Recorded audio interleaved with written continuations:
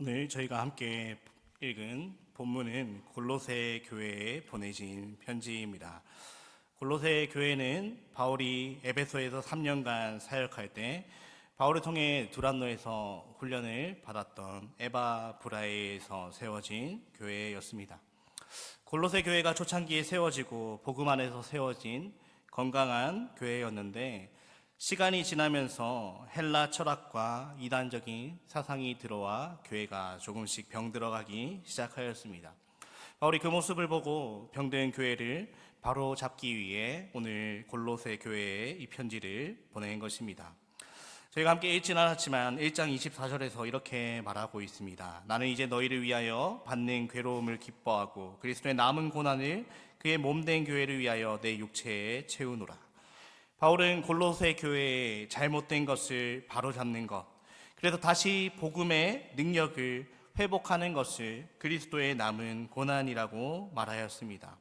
이것을 위해 받는 괴로움이라면 기꺼이 기뻐하며 자신의 육체에 채우겠다라고 말하였습니다. 그럼 바울이 말하고 있는 해법이 무엇입니까?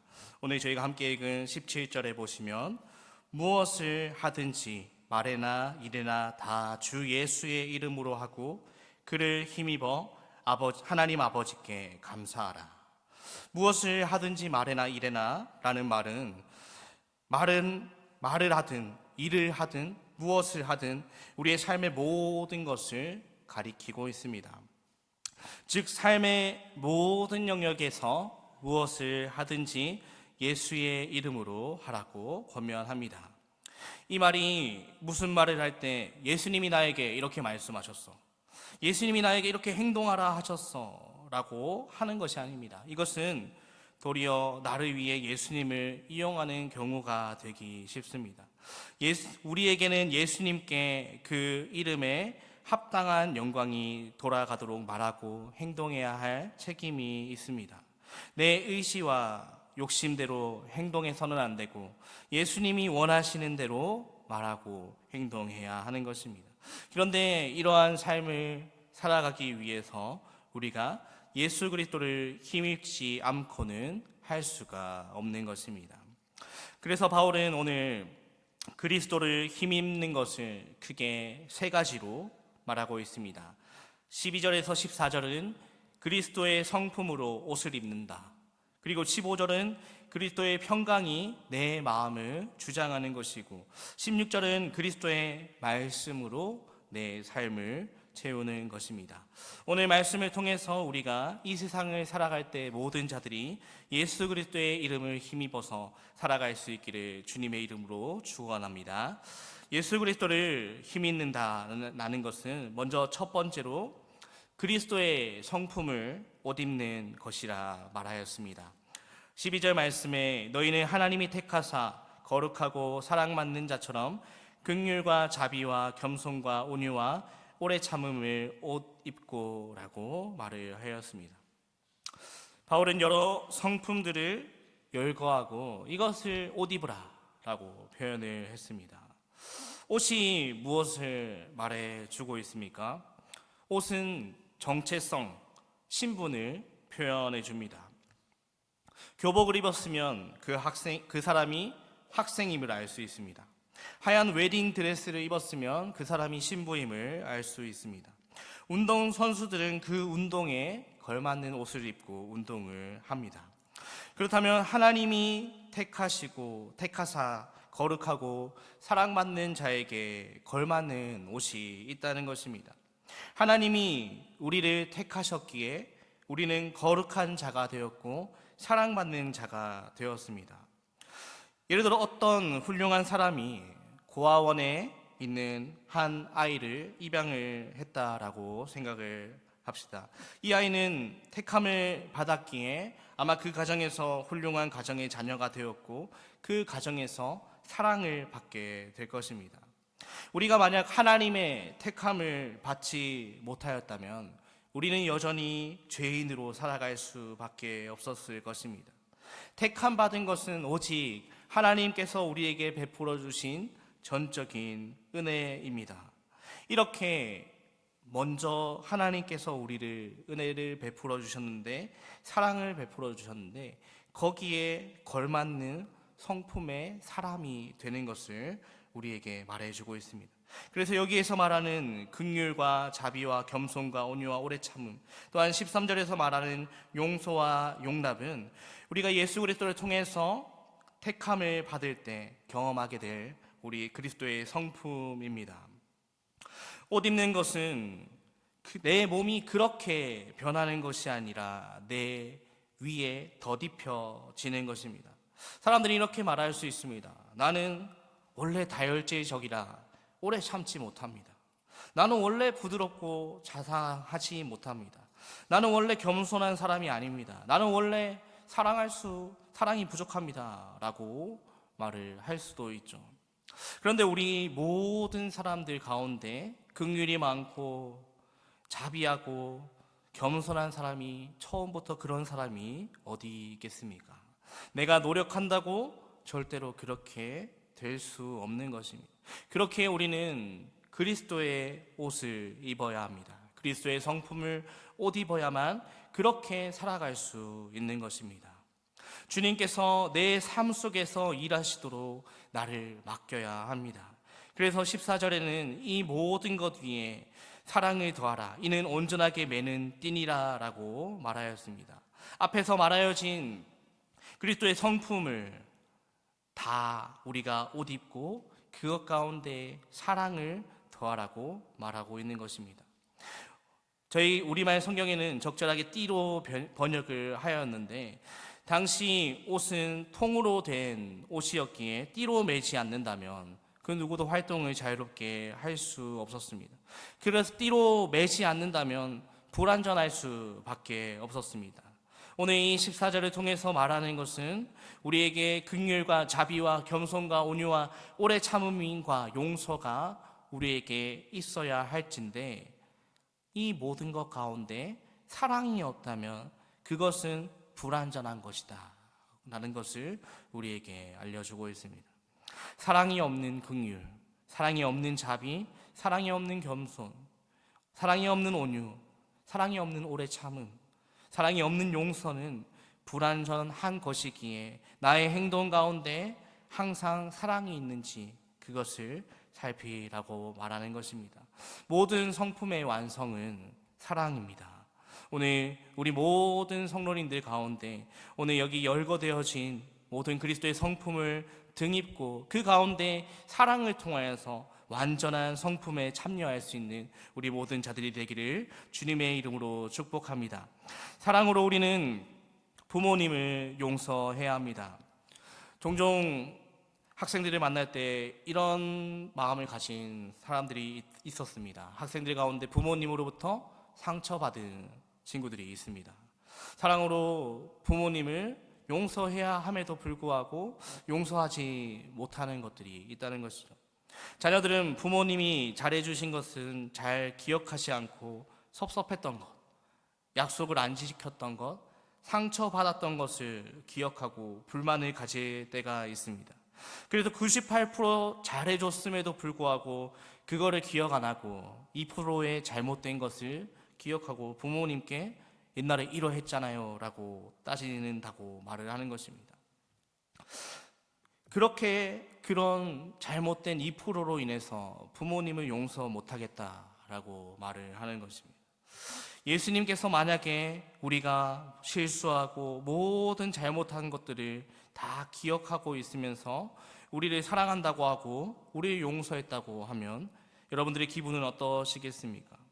우리가 죄 용서 받았다는 것은 이런 것입니까? 예수님께서는 우리의 죄를 다 도말하여서 버리셨다라고 말하셨습니다. 우리의 모든 과거의 실수와 실패들을 잊으시고 우리의 과거의 모든 것들을 잊으시겠다라고 말씀하시고 우리를 용서하여 주셨습니다. 새로운 피조물로 우리를 재창조하여 주셨습니다. 우리는 예수님께서 먼저 하셨기 때문에 예수님을 따라가면 되는 것입니다. 예수님의 성품에 참여하기 너무 힘듭니다. 나는 원래 사랑이 없습니다. 나는 원래 긍휼이 없습니다. 나는 원래 겸손한 사람이 아닙니다 라고 말을 한다면, 먼저 내가 예수님께 용서받은 것을, 예수님께 사랑받은 것을 기억하셨으면 좋겠습니다. 아무런 나의 잘난 행동이 없고 내가 잘한 것 아무것도 없지만 예수님께서 우리에게 먼저 베풀어 주신 그 사랑과 은혜를 생각할 때 우리가 그 예수님을 따라서, 예수님의 성품을 따라서 살아갈 수 있는 것입니다. 예수님이 먼저 하셨기에 우리도 예수님을 따라 살아가는 자들 되길 원합니다. 두 번째로, 예수 그리스도를 힘입는다는 것은 그리스도의 평강이 나의 마음을 주장하도록 하는 것입니다. 그리스도의 평강이 어떤 것입니까? 요한복음 14장 27절 말씀을 보시면, 평안을 너희에게 끼치노니 곧 나의 평안을 너희에게 주노라. 내가 너희에게 주는 것은 세상이 주는 것과 같지 아니하니라. 너희는 마음에 근심하지도 말고 두려워하지도 말라. 제자들이 예수님께서 떠나신다는 말에 근심되고 두려움이 있었습니다. 그런데 예수님은 십자가의 고통과 죽음 앞에서도 평안하셨습니다. 예수님께서 제자들에게 나의 평안을 너희에게 주노라 라고 말씀하십니다. 고통과 죽음 앞에서도 마음의 평안을 유지할 수 있는 최고의 선물을 예수님께서 주신 것입니다. 그리스도의 평강이 너희 마음을 주장하도록 하라. 주장한다는 것은 심판자로 행동하다, 지배하다라는 의미를 가지고 있습니다. 우리의 삶에서 선택과 결정의 연속의 순간들이 많습니다. 이 선택이 나의 삶을 앞으로 어떻게 바꿀까라는 것을 생각하면 우리는 늘 두렵고 근심되고 초조함이 있어 감히 결정을 하기 어렵습니다. 그런데 예수님께서 나의 삶을 주장하고 계신다, 예수님께서 나의 삶을 지배하고 계신다라는 것을 믿고 의지한다면 우리는 주님께서 주시는 마음의 평강을 따라 결정하고 행동할 수 있습니다. 예수님이 나의 삶을 지배하도록 하라, 예수님이 주시는 평강이 나의 마음을 주장하도록 하신다는 것을 우리는 기억해야 합니다. 예수님이 이 땅에 오실 때 평강의 왕으로 오셨습니다. 왕은 어떤 사람입니까? 백성을 다스리는 자입니다. 예수님께서 나의 마음을 다스리게 되시고, 예수님께서 나의 마음을 온전하게 통치하실 때 나의 마음 가운데 평강을 이룰 수 있게 된다는 말입니다.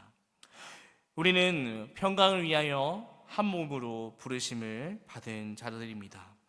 그리스도께서 하나님과 우리 사이의 화평을 위하여서 행하신 것을 생각할 때 우리는 마땅히 이 땅에서 그리스도의 평강으로 나의 몸이, 나의 마음이 다스려지기를 소망하게 되는 것입니다.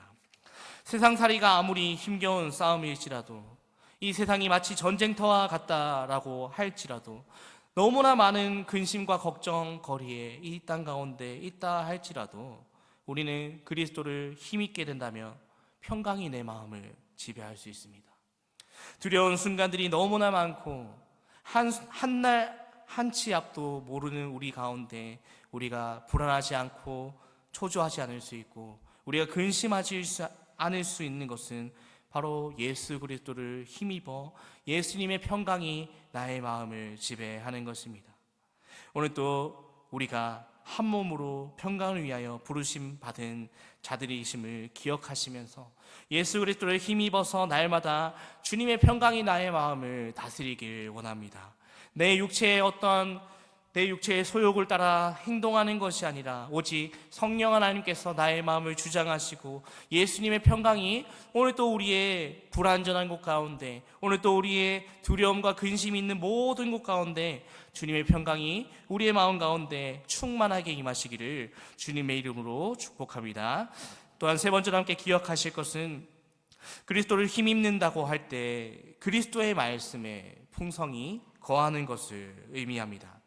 16절 말씀을 보시면 그리스도의 말씀이 너희 속에 풍성히 거하여 라고 말을 하였는데, 이것을 원문으로 보면 명령형으로 기록되어 있습니다. 그래서 쉽게 말하면 너희 속에 그리스도의 말씀이 풍부히 거해라 라는 표현입니다. 그러할 때 모든 지혜로 서로 가르치고 권면하고 시와 찬송으로 하나님을 예배할 수 있음을 말하는 것입니다. 이는 그리스도께서 예배와 교제의 생활이 중심이 되기 위해서는 무엇보다 그리스도의 말씀이 우리의 마음속에 풍부하게 간직해야 함을 보여주고 있습니다. 라틴어 격언 중에 이런 말이 있습니다. 자연은 진공을 싫어한다. 물리적인 세계이든 영적인 세계이든 비어있는 그 상태로 내버려 두지 않는다는 말입니다. 이 말이 무엇인가 새로운 것으로 채워지기 위해서는 반드시 비워야만 하고, 비었다고 빈 공간으로 존재하는 것이 아니기에 무엇인가 반드시 채워진다는 것입니다. 복음서에서 예수님께서 더러운 귀신이 나간 후에 돌아와 보았더니 그 집이 잘 정돈되어 비어있는 것을 보고 더 악한 7 귀신을 데려왔다는 비유를 하셨습니다. 그래서 나중 형편이 처음보다 더 나빠졌다라고 말을 합니다. 우리가 예수님의 용서로 우리의 마음 가운데 깨끗함을 받았다면 우리의 안을 새로운 것으로 채워야 합니다. 다른 어떤 것이 아닙니다. 그것은 바로 그리스도의 말씀으로 우리의 마음을 채워야 합니다. 우리의 마음 가운데 그리스도의 말씀으로 풍성하게 빈틈없이 채워진다면 세상의 것들이 우리의 마음 가운데 들어올 수 없는 것입니다. 그리스도의 말씀이 우리의 마음 가운데 가득 채워져 있을 때 세상의 그 어떤 것이 우리의 마음을 노려볼 수 없습니다. 비집고 들어올 수 없게 된다는 것입니다. 하나님의 말씀으로 우리의 마음이 가득 채워지길 원합니다. 그것이 바로 예수 그리스도를 힘입어 살아가는 것입니다. 하나님의 말씀으로 채운다라고 해서 나의 모든 시간을 오직 성경만 읽고 말씀 묵상하고 공부하는 것에 사용하는 것이 아닙니다. 무슨 일을 하든지 말씀의 기준에 따라 판단하고 분별할 수 있어야 하는 것입니다. 요즘 참 문제되고 있는 것들이 무엇이냐면 참 많은 아이들이 어려서부터 대중매체에 너무 쉽게 노출되어 있다는 것입니다. 드라마나 영화나 혹은 유튜브 같은 것들을 통해서 어려서부터 세상의 잘못된 가치관을 보고 그것이 마치 옳은 것으로 생각한다는 것이 문제가 되고 있습니다. 말씀의 가치관으로 분별하지 않는다면 우리는 TV 속에 있는 드라마나 영화 혹은 그 안에서 말하는 가치가 내 삶으로 파고 들어오는 것입니다. 그쪽에서 말하는 가치가, 세상이 말하는 가치가 나의 마음속에 들어오게 되는 것입니다. 말씀의 가치로 채워져야 우리는 누군가를 위해 권면을 하거나 가르쳐도 그 사람에게 도움이 될 수 있습니다. 세상의 가치로 채워지게 된다면 세상적인 것이 섞여 나오게 될 수밖에 없습니다. 우리의 마음 가운데 말씀이 가득 채워지는 삶을 살아가길 원합니다. 우리가 예수 그리스도를 힘입어 살아가고자 하는 모든 자들 가운데 주님의 말씀이 우리 속에 늘 풍성히 채워지길 원합니다. 주님의 말씀으로 분별하고 주님의 말씀으로 우리가 비록 이 세상 가운데 노출되어 있을지라도 이 세상의 가치가 우리 가운데 들어와 우리를 주장하지 않을 수 있는 비결이 바로 여기에 있습니다. 하나님의 말씀. 그렇게 우리는 늘 말씀을 사모하여야 합니다. 말씀을 듣기를 사모하며 말씀 읽기를 사모하며 묵상하기를 사모하여야 합니다. 그래서 우리의 마음 가운데 늘 주님의 풍성한 말씀이 가득 채워지는 저와 성도 여러분들의 삶이 되시기를 주님의 이름으로 축복합니다. 마지막으로 모든 그리스도인이 입어야 할 새 사람의 옷은 바로 그리스도의 옷입니다. 바울은 처음 3가지 구체적인 새 사람의 옷을 설명한 뒤에 마지막으로 모든 것을 포괄할 수 있는 명령을 주고 있습니다. 17절 말씀이 앞에 있는 모든 것을 포괄하고 있다고 말할 수 있습니다. 17절 말씀은 고린도전서 10장 31절 말씀처럼 먹든지 마시든지 무엇을 하든지 말하는 것이나 행동하는 것이나 무엇을 하든지 다 주 예수의 이름으로 하라는 명령으로 볼 수 있습니다. 오직 주 예수 그리스도의 옷으로 입는 것은, 그리스도의 옷으로 예수 그리스도의 이름으로 옷 입은 사람은 그리스도의 사랑과 평강과 말씀으로 옷 입은 사람이기도 합니다. 그리스도의 이름으로 한다는 말 속에는 그리스도를 대표한다라는 의미와 그리스도의 권한을 받아 행한다라는 의미가 담겨 있습니다. 우리는 그리스도를 대표하는 사람들입니다. 그리스도께 권한을 받아서 행하는 사람들입니다. 우리가 그리스도인이십니까?